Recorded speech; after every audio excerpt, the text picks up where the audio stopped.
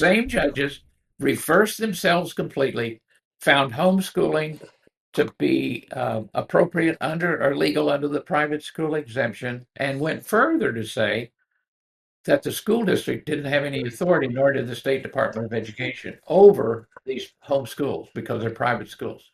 They couldn't regulate them other than what was in the statute, which is the requirements as it applies to the affidavit filing once a year. That was amazing too.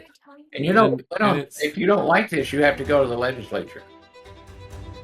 right. That was Yeah. 2008. 2008. So from 2008, we've got a court opinion in California that says homeschooling is legal via the private school exemption.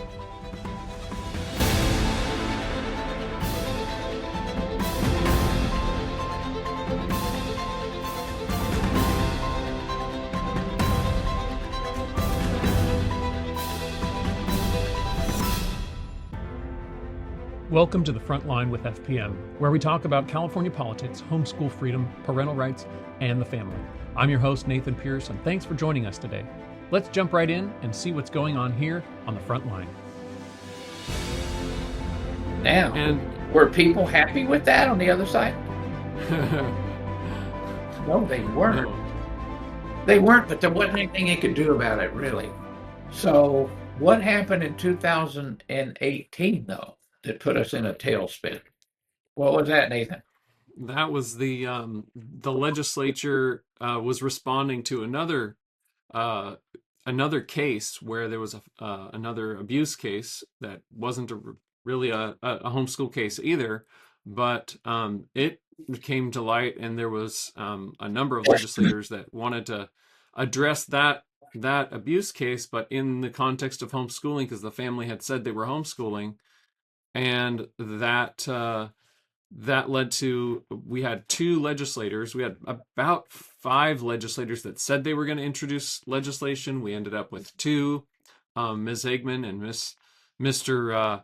Medina, both introduced bills dealing with homeschooling, and Eggman's bill ended up getting pulled by Miss Eggman herself because we had so many phone calls go in. But that bill actually would have created a commission to write legislation on homeschooling with new curriculum standards, teacher certification requirements, health and safety inspections, all sorts of things. And that bill was pulled by Miss Eggman herself when they realized that, ultimately they had a whole bunch of phone calls come in from homeschool families, and it overwhelmed their office and their phone system, and they couldn't function. They kept asking us to make the phone calls stop, and Well, we will. we You withdraw your bill, and she did. that's right, and she did. You know what's just interesting, Nathan? These legislators, they want to be legislators, they want to pass laws, etc., but they don't want to be bothered by their constituents. You see this, they want to sit up there and they want to file these bills, and everybody say, "Oh, that's so good, that's so great, you're so good. We support you." That's what they want. And so Right. they don't like opposition if it gets really hot. Like they're getting how many? They get 400 or 500 emails and phone calls a day. They can either cave in, which she did, or they can just dig in. Yeah. The other guy dug in, didn't he? Yes, he Medina. did. Mr. Medina, he really wanted to show that he was going to do something. And his bill originally had inspections by the fire department for homeschool families in their homes. And he amended the bill a couple of times, and ultimately it was in a hearing. So we were in a hearing, and that hearing, a bunch of people showed up, homeschool families from Three all over California. 3,000 showed up. Yeah, 3,000, and 1,500 testified, and you testified. right, yep. That was definitely a day it's remembered by people that have been around for a while at the Capitol, because they crowded the Capitol pretty good on the inside, and I really enjoyed that myself. It was nice seeing some friends inside for once. I bet you did. But Uh, Dina's bill was interesting. As you recall, the first part of the bill was he was going to have the county fire inspector, county fire what do you call the chief fire, the county Fire chief. Yeah. fire chief. The county fire chief was going to come in once a year and inspect the home. Remember that? Yeah. Yep. Yep. Through To that, make sure the kids were safe. yeah, Yeah. make sure the kids are safe. Now, what does the fire chief have to do with safety of kids? He didn't think through it. It wasn't good. It wasn't solid. And so Yeah. through that part, you recall that. But the Yes. second part, Nathan, he wanted us to provide additional information on the affidavit, and he wanted that affidavit, that information, to be available to the public. Right. Remember that? Yeah. So Yep. that actually was the bill that went before the Education Committee, that 1,300 homeschoolers testified and 3,000 homeschoolers showed up. And that hearing went 3 hours long. Those 1,300, Yeah. they just basically say, I oppose the bill, I oppose the bill. But you gave testimony, correct? Yes. Yes. I got about, I think, 2 minutes, if I recall. Yep. Was there any support for it? Did anybody testify for it? I believe there were 2 witnesses in support. Yes. Medina was one, right? Yes. And then there was a group that was trying to help Medina author the bill. Yeah, but yeah, there was not very many. Yeah, they got kind of overpowered. So what happened at the end? So they have to call for a vote to refer it out of committee to the full, was it full house or full? To the full assembly. Yeah, that's right. full Yeah, assembly? How did that go? I love the end of that story.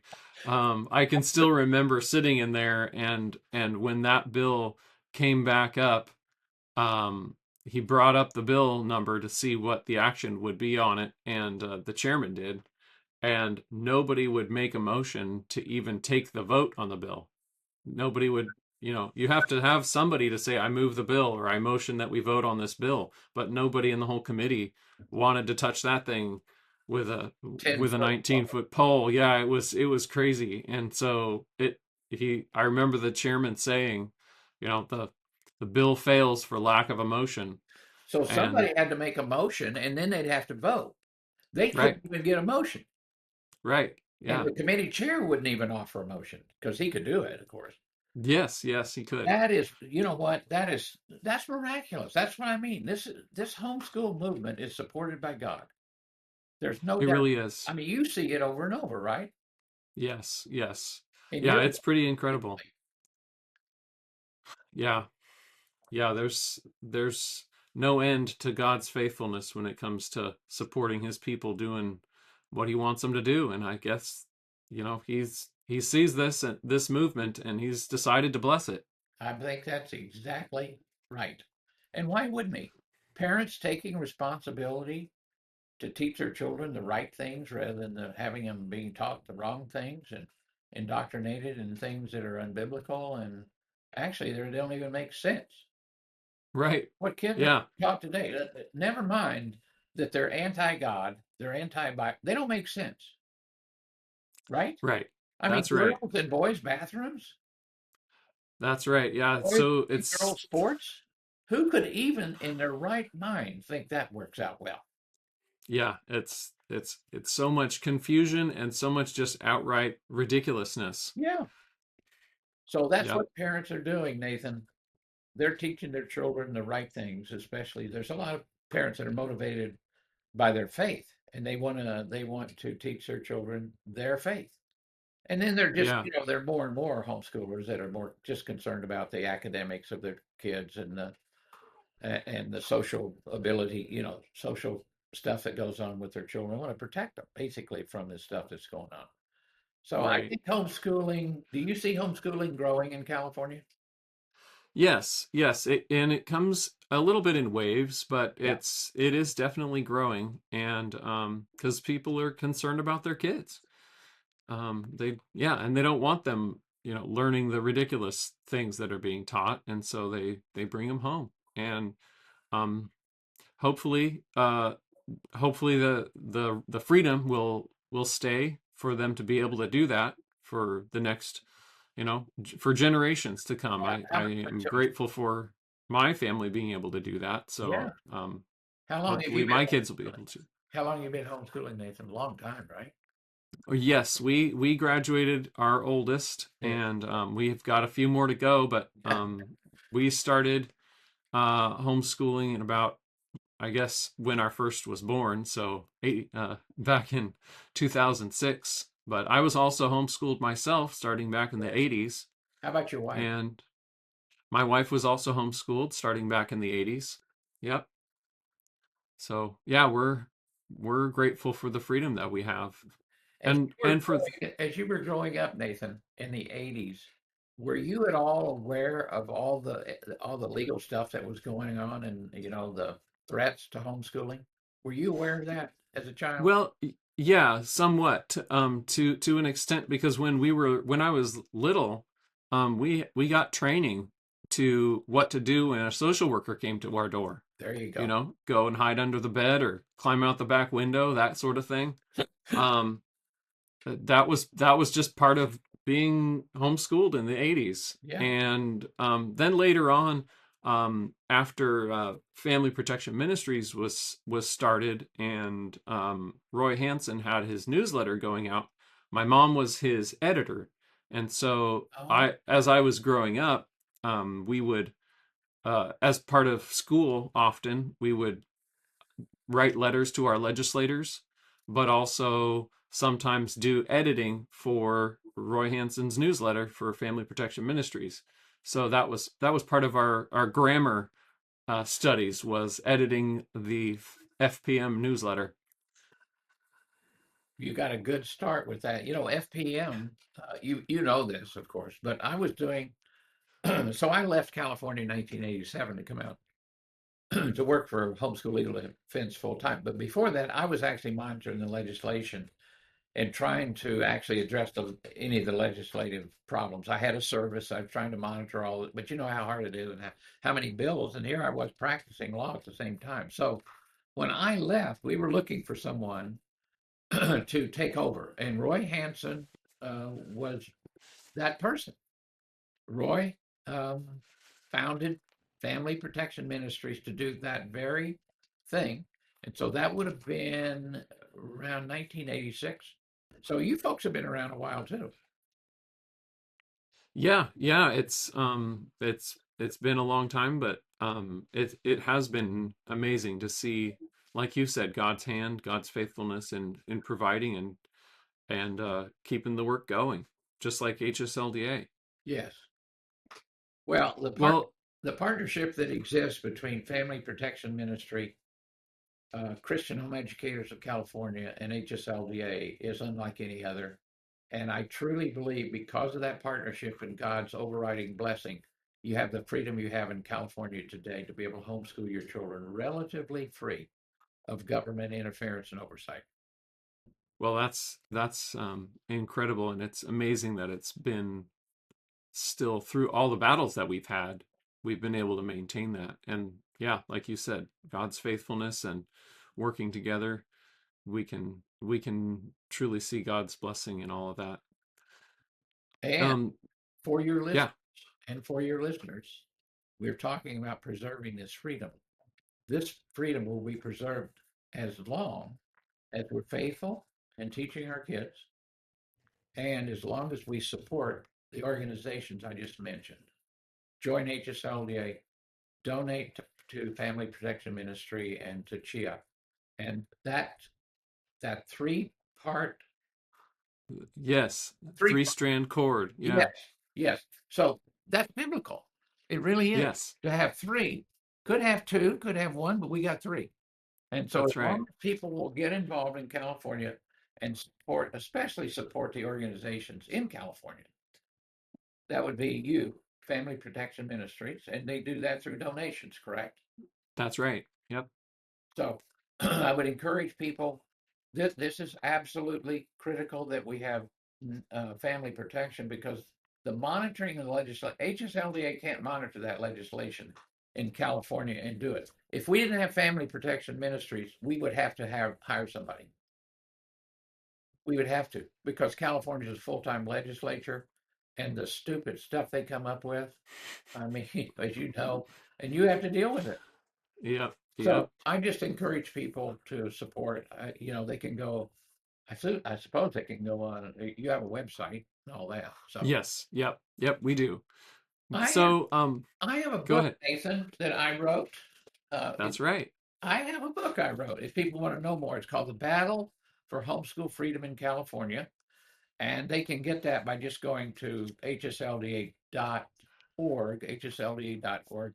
And there's a place on there to go to the bookstore. It's in the bookstore. So I encourage people that want to know further or the more of the details that we talked about today. Uh, get that little book. It's about 100 Yeah. pages. You can read it in 2 hours, less. It's a great book. I love it. Yeah. It has all kinds of amazing stories of God's providence, There's and some good stories in there. it is good. So for this coming homeschool generation, the people that are starting out now, or maybe they've been in it for a little while, what kind of encouragement would you give to them if they want to see um, their kids grow up to serve the Lord and really to continue on having the freedom that we have? Well, the reason that we homeschool is because we love our children and we want what's best for them. That's that's the foundation of what this is about. So if you come to the belief that the best thing you could do educationally and morally for your children is to homeschool them, God will bless you for that because you made the right decision. The majority of the people will not make that decision. Why? Because it's hard. It's hard to do. And so Hmm. to do something really, really hard, you have to believe it's the right thing to do. That's the first decision you come to. It's right. And then to continue to do it when it really gets hard is to be encouraged by the success that goes before you. And there are huge and tremendous successes of how children do that are homeschooled. They're so much better off socially because they live around adults rather than peers, which bring them down. They're better off academically because they basically have their they get a personalized education. I mean, Yeah. in a classroom of 22 people or 25 or more. So academically, socially, morally, religiously, whatever's important to a parent, that there is no doubt that this is the best way to raise your kids physically, mentally, emotionally, and psychologically. There's no doubt. So if they'll just hang in there, you got to do it. My wife passed away March 5th, and she spoke to many homeschool moms. And the encouragement she would give them is that when it gets hard, when it gets tough, go back to your foundation. Do you still believe that you made the right decision? And if you do, you don't stop. You keep doing it. And the issue that we had early on was high school. A lot of parents were dropping out in the high school years. There's just no reason for doing that now. With all of the support that's out there in terms of curriculum, and it goes on and on and on. There's tremendous ability to get with other support, to get support groups that provide and help educate in the areas of calculus and biology, et cetera. So I've just encouraged parents to, when you get to the high school year, don't think you can't do it. You can. And the high school, my wife used to say the high school years are more important than the early years. Now, whether she was right, I think she was right. I really do. She believed it 100%. Yeah. Yeah. Well, that's really encouraging. I appreciate you sharing that. And we definitely miss Elizabeth, and Oh yeah.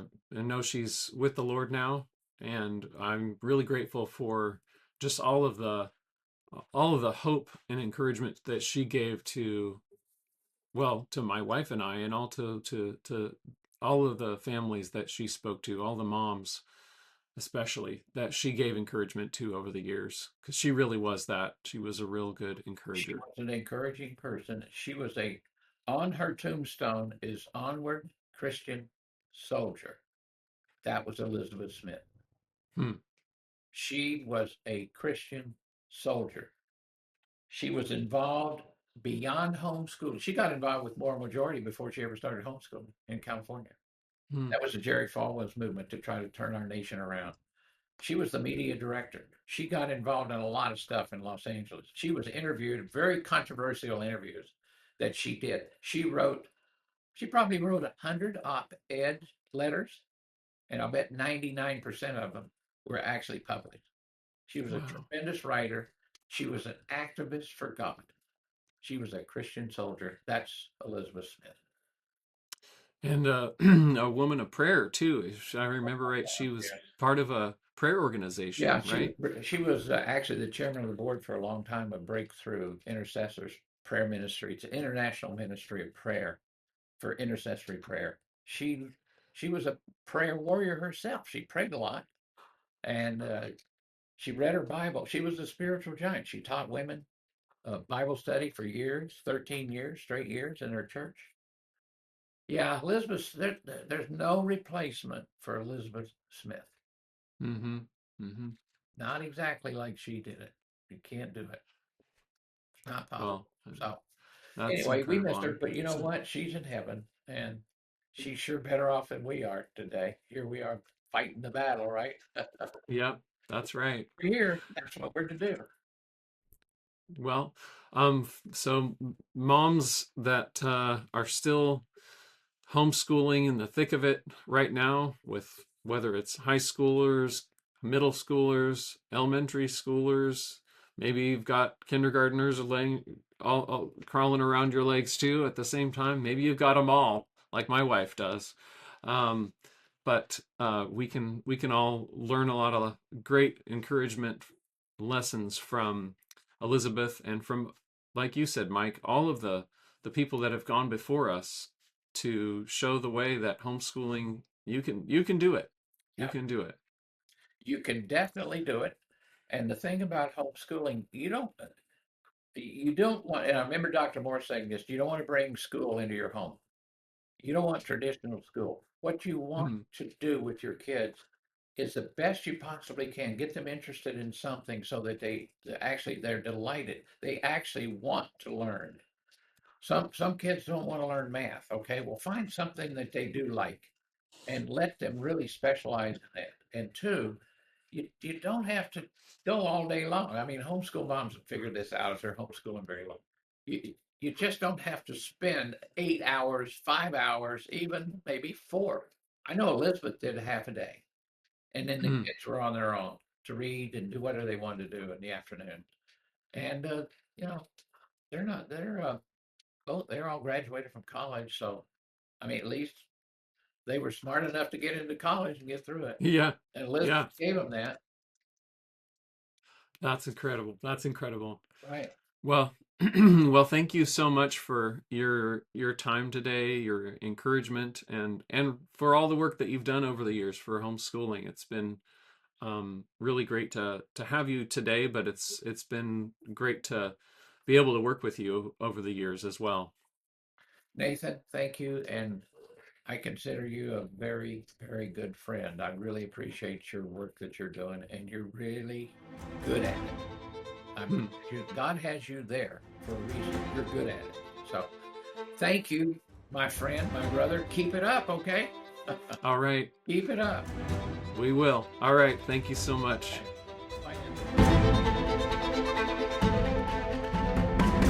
Thanks for joining us for this episode of The Front Line with FPM. For more information about the topics we discuss here, check out Family Protection Ministries at fpmca.org and subscribe to our channel.